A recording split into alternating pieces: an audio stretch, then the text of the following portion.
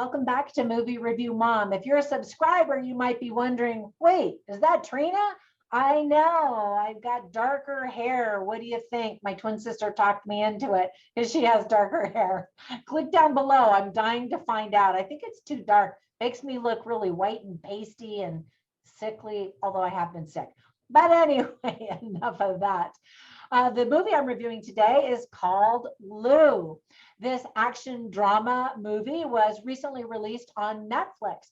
The movie is rated R and is an hour and 47 minutes long. My movie review mom grade is hovering between a B- and a C+. So let me give you an overview in a nutshell, and then I'll point out things I liked and didn't like, as well as offer tips for parents, themes worth talking about, interesting lines, funny lines, and some recommendations for other films that I think you'll also really like if you like this one. Okay, so in a nutshell, a massive storm rages. A young girl is kidnapped. Her mother, with no other option, teams up with the mysterious older woman next door to pursue the kidnapper on a journey into the wilderness that will test their limits and expose dark and shocking secrets from their pasts. Dun, dun, dun. There were a lot of things I really liked about this movie, and by far, number one is I've been a huge fan of Academy Award winner Allison Janney ever since her West Wing days. She's actually one of only 15 actresses ever in the world to win a Golden Globe, Critics' Choice Award, Screen Actors Guild, and a BAFTA Award. All of her accolades are well deserved, and her delicious and Oscar-winning performance was for her role in I, Tonya in 2017. Needless to say, she is fantastic in this movie too. I've never seen her action moves like this before. I could watch her all day long. And no, this movie isn't the greatest action movie ever made, but it sure is fun to watch Allison Janney kick bad guy butt. Journey Smollett is also in the movie as the co-star. She's in as many scenes, I think, as Allison Janney. She does a great job, too, as the frantic, determined mother.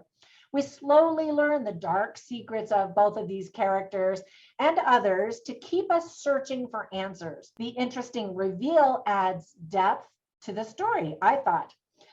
So one thing I want to know is, was all of that rain real or fabricated? Either way, it definitely looked legit, and it basically rained the entire time. There's fantastic cinematography by Michael McDonough. The Pacific Northwest and Orcas Island are featured in the movie. There's a fun soundtrack and lots of humor to balance the vicious action sequences. Now, some people may say the soundtrack doesn't quite match, and I agree with that as well, even though I did enjoy it. One thing that you can learn by watching this movie is women, use those elbows. They come in handy when you gotta, fight someone twice as big as you, which happens in this movie. I'll get to that here in just a second. I was surprised to learn that the legendary J.J. Abrams was one of the producers of this movie, mostly because it didn't seem to quite fit his typical style, although he definitely loves to do plot twists slowly with reveals and lots of scary stuff too. But so let me tell you about some of the things that I didn't like about the movie. First of all, the ending is completely unbelievable. And if you know J.J. Abrams, some of his previous work has just unraveled by the end. And I kind of felt a little bit of that going on here. If there is a sequel, they've got some splaining to do. Because I adore Allison Janney, though, I wouldn't mind seeing more of her in this character as in a sequel. So they'll just need to clean up some of the serious taste for plot holes that they've developed in this first one.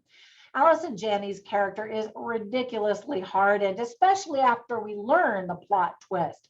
She and Liam Neeson would make an intense married couple in a movie, don't you think? Some of the action sequences are also just unbelievable, considering we're supposed to believe that she has terrible arthritis and other aging ailments and is, much more petite than some of these big guys and experts that she's fighting. Some of the CGI moments are also very noticeable.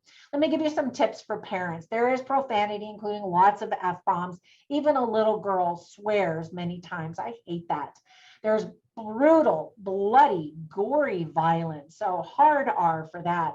A child is in dangerous situations. There's talk of death. And then we see dead, bloodied deer and people in various scenes.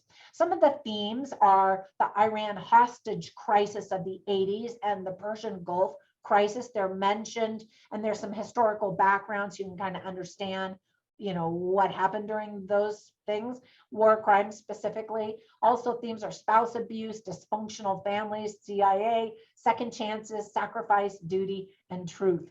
So there are funny lines and interesting lines, and I have them all on my written review at moviereviewmom.com. I'll share a few of them with you right now.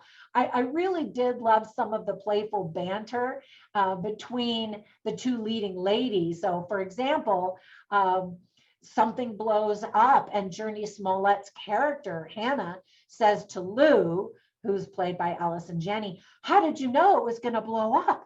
And Lou, Allison Janney, says, "Bombs tend to." And then, Allison Janney's doing all this crazy, amazing stuff. And Hannah's like, "How do you know all of this?" And so Allison Janney's character says, "Girl Scouts." And then she continues doing all of this crazy stuff. And so Journey Smollett's character says, "I was in Girl Scouts too. Got my archery badge, pen pal, first aid. There wasn't one for hand-to-hand combat or murder with household objects." And then Allison Janney says, "Really? Must have just been my troop then." I thought that was awesome. Now, the movie's definitely not a comedy, but I loved those lines because, like I said, it breaks up all of the horror and the drama and the death and the blood and the violence and all of that. There is an interesting line where Lou, Allison Janney's character, says, "Life can be cruel." And then later she says, "I guess we've all been through things other people will never understand." And part of that understanding is another theme of the movie. All right, that's it for my review. Before I go, though, let me give you some recommendations for 3 other strong women leading movies.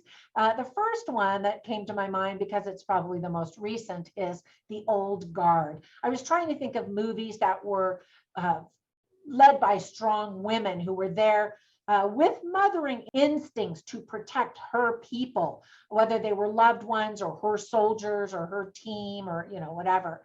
And so I got a kick out of The Old Guard. I think it's also a Netflix movie, if I remember correctly. And I did a movie review of that, so you can watch that as well. And then another very strong, fierce, cold-hearted assassin is Atomic Blonde with the beautiful Charlize Theron. She's just gorgeous and deadly in that movie. And then another one for a strong younger heroine or anti-hero, I guess you could call it, is Hannah, where she is in survival mode and does crazy things and has kind of that similar, cold face, dead face, really, where she just doesn't get all emotional when she's kicking bad guy butt, that kind of thing. All right, I hope if you watch this movie that you do enjoy it, you get something out of it.